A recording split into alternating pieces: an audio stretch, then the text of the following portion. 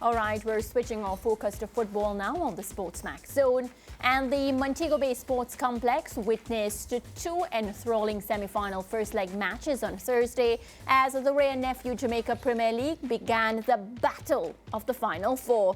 Defending champions Cavalier took on five-time winners Arnett Gardens in the opener. And despite a first-half strike from Jerome McCleary for Cavalier, the Junglists found a way back into the tie courtesy of Warner Brown, the league's leading marksman, slotting home his 22nd of the season in the 81st minute to ensure parity heading into Sunday's second leg. All eyes, though, were on the night's second encounter, Montego Bay United against regular season table toppers Mount Pleasant.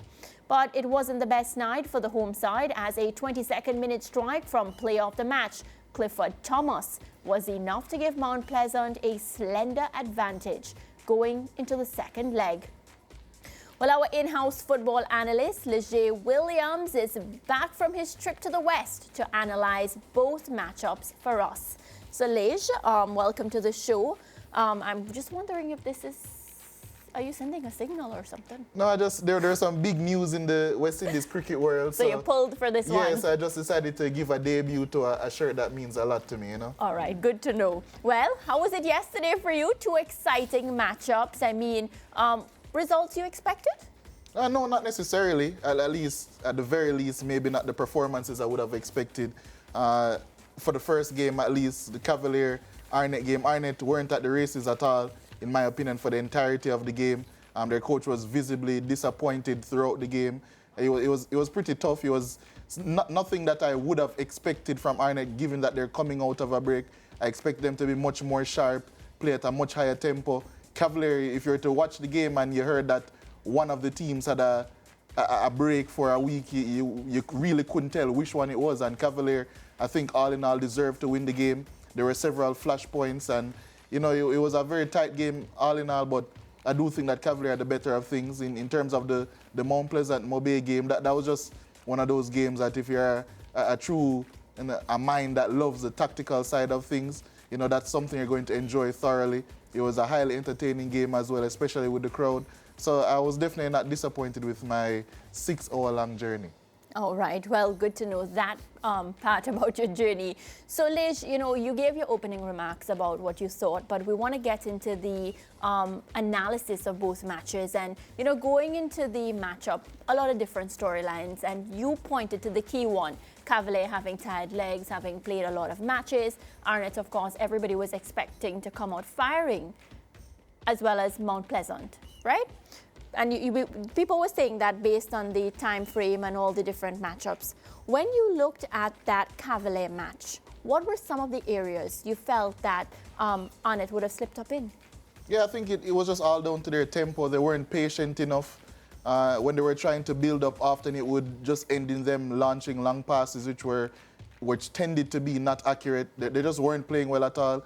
They struggled to create, apart from a couple of moments where Kimani Arboin would take on his defender 1v1 on the right-hand side. And it was just a slow, boring performance. It wasn't anything that we've grown to associate with Arnett Gardens, and worse, it's not anything we would hope to get from them, seeing that they had that rest on Cavalier. I think all signs pointed to them starting fast, dominating this Cavalier team early, and then maybe Cavalier growing into the game.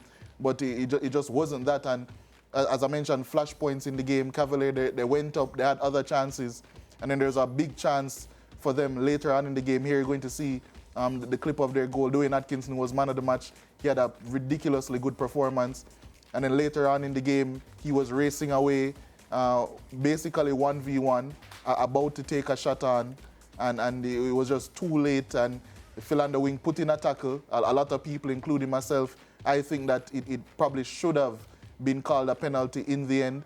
Unfortunately for Cavalier, it wasn't. And Arnett Gardens took the ball immediately and went up the other end and scored. So it just was, I think, a pretty lucky result for Arnett Gardens. And you know, people would say, Mariah, you said what are the areas Arnett slipped up in, but the result says it's a 1-0 draw, and there's everything to play for in that second leg. Leger, when you look at Cavalier, what are some of the areas now you think they would have to work on if they want to get the better of Arnett? Well, I mean, based on the matchup, I wouldn't say there's anything specific because they had the better of them. I wouldn't say tactically, but they certainly had certain areas that they were exploiting. They were really good on the transition. But even when they had possession, they were much more accurate. They had much more of a tempo to them than Arnett.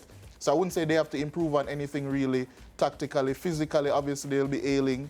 They'll be down a little bit. You know, they having played so many games.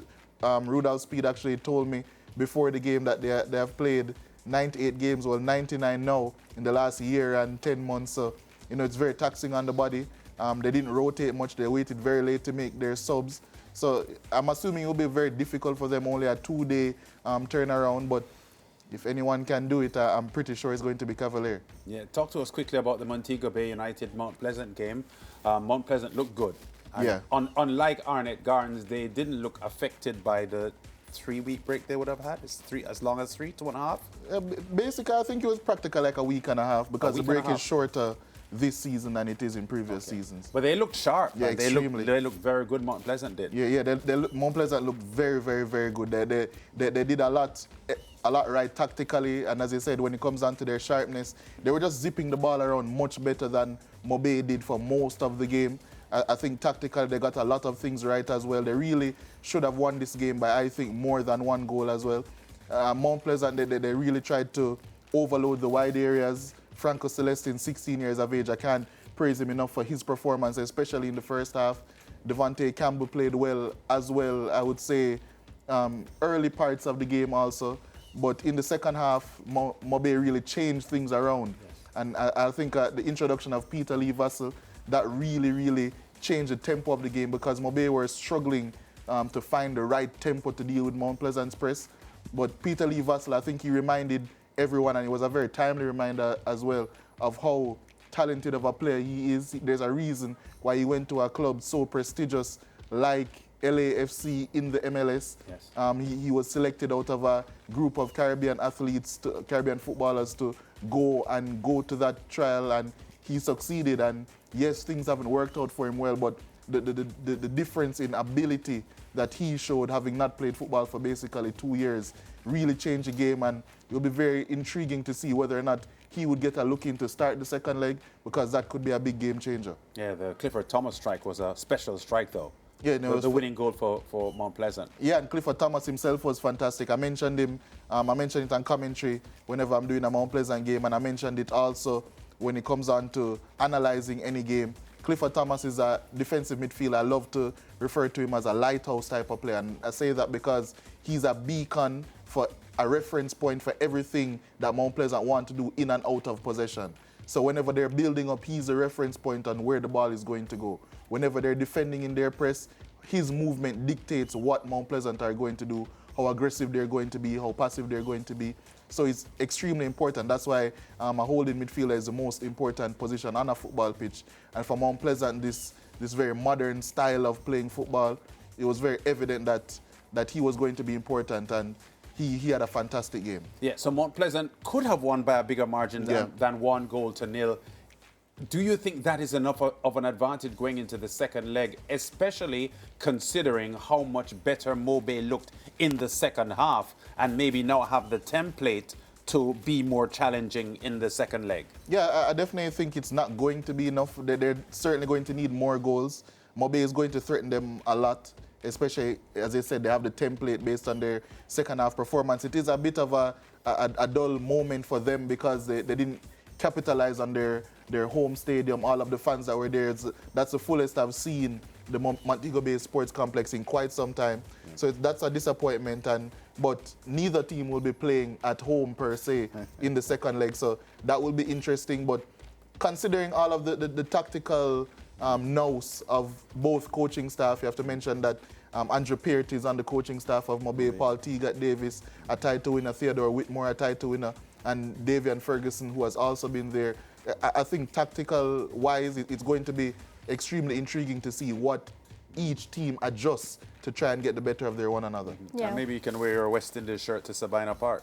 No, I have another outfit planned. I'll wear it. I'll save it for another time. We have a lot of them, you know. We have a lot of them. You see me in others. I have one now. I'm just going to keep on reeling them off. It's cricket season now. So this is you supporting the new captain. This is me supporting the West Indies. Okay. All right. Break time? I think that's a good time to go to break. Yeah.